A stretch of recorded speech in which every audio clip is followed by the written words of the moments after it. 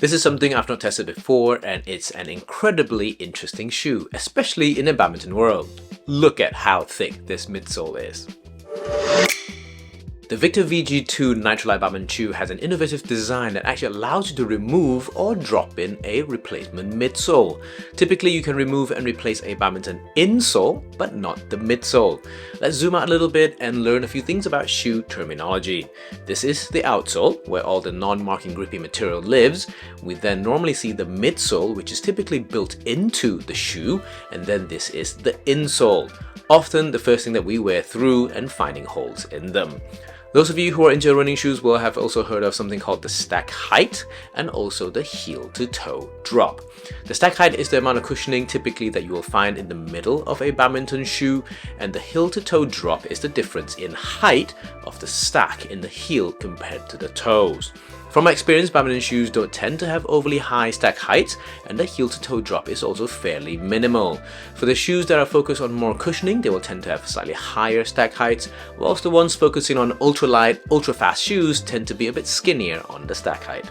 For this VG2, the finish quality on the shoe is amazing. It looks incredibly well made, but also feels quite solid in your hands. This also meant that it is actually the heaviest badminton shoe that I've ever measured on my channel, coming in at just under 800 grams per pair.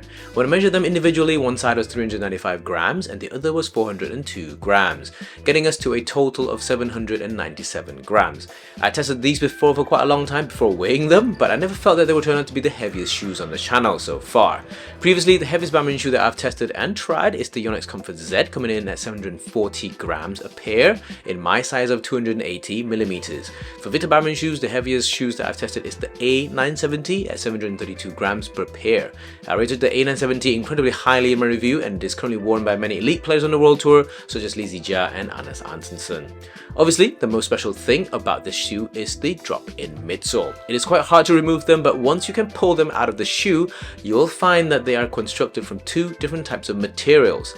At least that's what I can see. Squeezing a midsole, I can feel that it is constructed with different sets of material density, especially towards the outside edge of the midsole.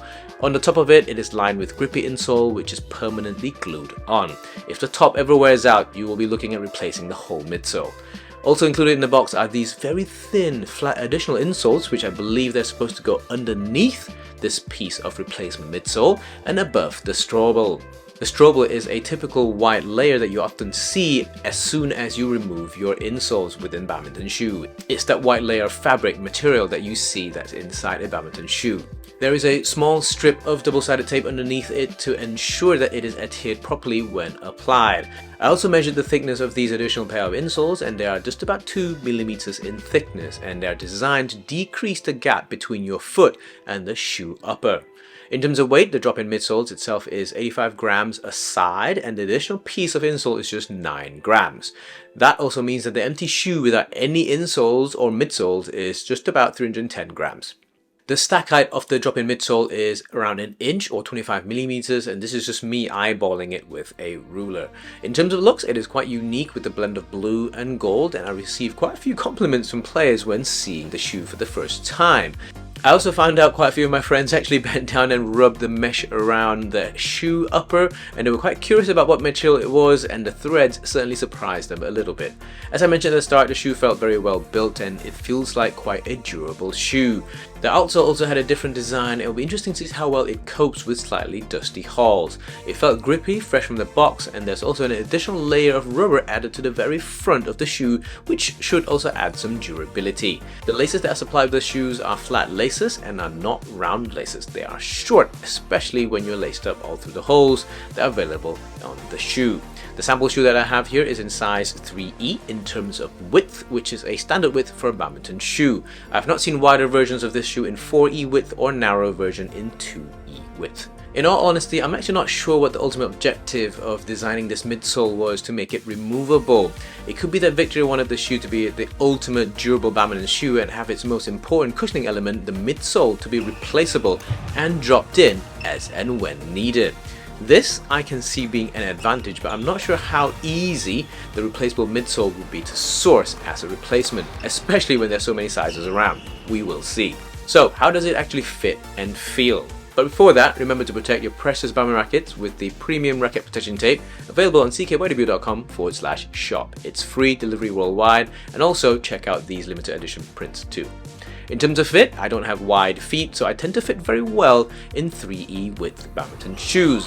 I actually felt very comfortable with how well it fit from the heel to toe section, and moving around the shoe doesn't feel restricted at all. It actually doesn't feel any different to most of the higher end badminton shoes. The cushioning from the VG2 felt firm but also comfortable, and I like that. And in multiple training sessions as well as the matches that I've worn the shoes in, grip levels were amazing in both the rubber and non-rubber courts. I do admit I was a bit skeptical seeing the outsoles designs initially. It is also quite surprising that Victor had different outsole designs for different models of their shoe. I thought they were going to stick to a design that has been proven to be working very well, but I guess this design worked well, so there's no complaints there. Again, as I've mentioned earlier, the shoelaces are just a little bit too short for me, but the good thing is they don't come loose during multiple 2-hour sessions that I've had them on so far. Once the VG2 was laced up, moving around felt good, similar to the feel of a well-cushioned, padded, high-end badminton shoe. However, I do have to note that over the first few sessions, I did find both my pinky toe and big toe on both feet do become a bit raw towards the end of my 2-hour sessions. I believe these come from the drop-in midsoles, as they have a raised, molded area towards the edges of the whole midsole, around the area where the insole has been permanently glued on. And because badminton movements involve a lot of lunging and a lot of side-to-side changes in direction, it doesn't help that the drop-in midsole isn't exactly locked in like a traditional shoe. I'm not sure the situation will get better if the extra sheet of thin insoles are added underneath the drop-in midsole in this instance. Whilst the VG2 shoe felt a bit more rigid because of the design to retain its shape better, even when allowing the midsole to be replaced, I did feel the A97T or the Yonex 65Z being softer and able to wrap around my foot a little bit better when I swapped back to them for comparison. Overall, I love that the VG2 is different compared to any other normal badminton shoe, and it did feel very well cushioned and padded. Whilst it's not marketed with the ability to replace its midsole once worn or stiffened, with the VG2 being built like a tank on the outside, it looks like allowing players to replace the worn midsole might be a pretty good idea. Have you tried this shoe before? Let me know your thoughts. Until then, I'll see you in the next one.